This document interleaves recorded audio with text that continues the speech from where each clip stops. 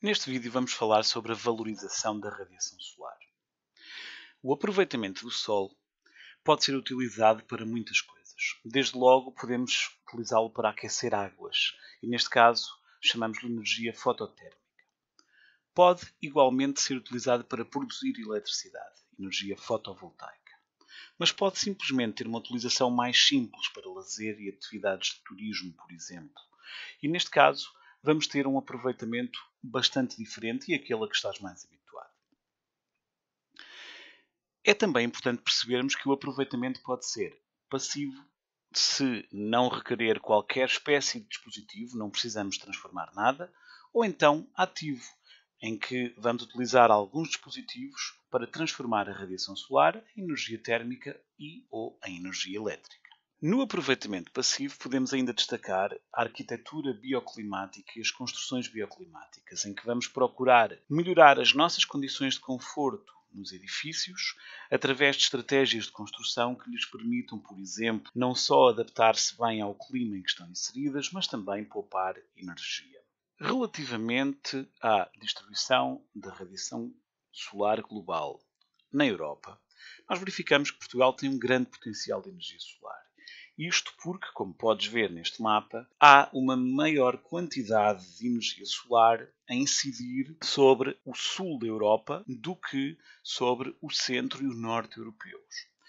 Isto tem a ver, desde logo, com a questão da latitude. Quanto mais baixa for a latitude, maior será o potencial de energia solar. A valorização da energia fotovoltaica apresenta uma série de vantagens. Desde logo, a diminuição da dependência energética de fontes termoelétricas fósseis, como o petróleo, o carvão ou o gás natural. Deixamos de precisar de utilizar essas fontes energéticas e isto significa também uma maior redução das emissões de gases de efeito de estufa, designadamente o dióxido de carbono. Por outro lado, o Sol é uma fonte de energia inesgotável e por esse motivo não precisamos estar preocupados com saber se ele vai durar muito ou pouco tempo. Finalmente, a instalação de painéis solares, não só nas casas, mas também nas empresas, nas fábricas e até a construção de centrais, vai necessitar de equipas de instalação, equipas de manutenção e até eletricistas, o que vai fazer com que se criem novos postos de trabalho. No nosso país, a maior parte das explorações solares encontram-se numa parte muito específica. No norte, nós vamos encontrar centrais de pequena dimensão e de capacidade. E como podes ver neste mapa, é no sul que nós vamos encontrar não só o maior número de centrais, mas também aquelas que têm a maior dimensão e a maior capacidade, particularmente estas que estão agora destacadas. Nestas centrais vamos encontrar unidades com grandes capacidades de produção, sendo que, por exemplo, a Solar A4 e a Orica, que estás agora a ver na imagem, são aquelas que têm atualmente a maior capacidade de produção. Podemos agora verificar a distribuição da potência instalada por NUT2, portanto por região no nosso país. Verificamos aqui que o Alentejo é claramente a região que se destaca, seguida do Algarve.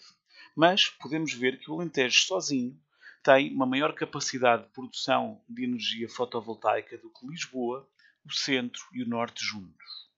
Em Portugal, este crescimento tem sido relativamente rápido. Nos últimos 10 anos, podemos verificar por este gráfico que a capacidade tem crescido de uma forma incrivelmente rápida. Inclusivamente, nos últimos 10 anos, houve um crescimento de quase 7 vezes. Desde 2012 entraram em funcionamento 12 novas centrais, todas elas com grande capacidade.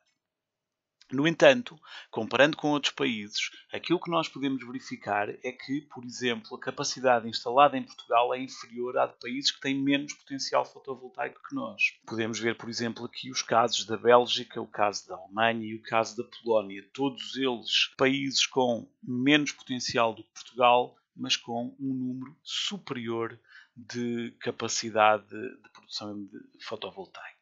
É também inferior a nossa capacidade àquela que está instalada em países com o mesmo potencial fotovoltaico que nós. Por exemplo, é 3 vezes inferior àquilo que está instalado na Grécia, que tem basicamente a mesma população que Portugal. A nível da instalação de painéis solares particulares, em casas, por exemplo, Portugal está bastante atrasado também. E há 4 motivos principais. Por um lado, em Portugal ainda resiste uma imagem relativamente má desta tecnologia. Por outro lado, há falta de informação sobre as suas potencialidades. O custo de investimento inicial é relativamente elevado e não há incentivos do Estado suficientes. E então, como resultado, nós somos de facto um dos países da União Europeia que tem menor quantidade de painéis instalados. Outra atividade que beneficia da radiação solar é o turismo. Vamos entender o turismo como a deslocação de pessoas para fora da sua área de residência, normalmente por motivos de lazer ou recreio ou férias. Poderá eventualmente também ser por motivos de negócio, mas sem receber qualquer remuneração com esta deslocação. A nível de importância, o turismo é extremamente relevante para a economia nacional. Desde logo, emprega 337 mil pessoas e isto significa 1 em cada 15 empregos no nosso país. E gera 8,7% de toda a riqueza nacional durante um ano. Em 2019, isto representou qualquer coisa como 18.650 milhões de euros. Existem também muitos fatores que vão ser responsáveis pelo turismo, desde logo o clima, que é extremamente importante. Mas também o facto de, em Portugal, existir uma costa extensa de praias de areia branca. Outro fator é a diversidade de paisagens que se encontram e que se é bastante atrativa para muitos turistas, mas também o riquíssimo património histórico e cultural do país.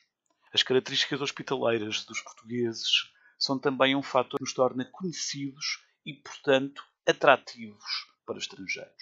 Finalmente, a melhoria das acessibilidades que se assistiu nos últimos 30, 40 anos tem sido também responsável por fazer com que os próprios portugueses se desloquem para ir visitar outros locais em Portugal. Uma das formas mais importantes de turismo no nosso país é precisamente o turismo balnear. E no ano de 2019, podemos ver neste gráfico, a região que foi mais visitada por estrangeiros foi a área metropolitana de Lisboa, seguida do Algarve e a seguir da região norte. Mas verificamos também algumas regiões em que os turistas que dominam são efetivamente turistas portugueses, como são os casos, por exemplo, dos Açores, do Alentejo ou até da região centro.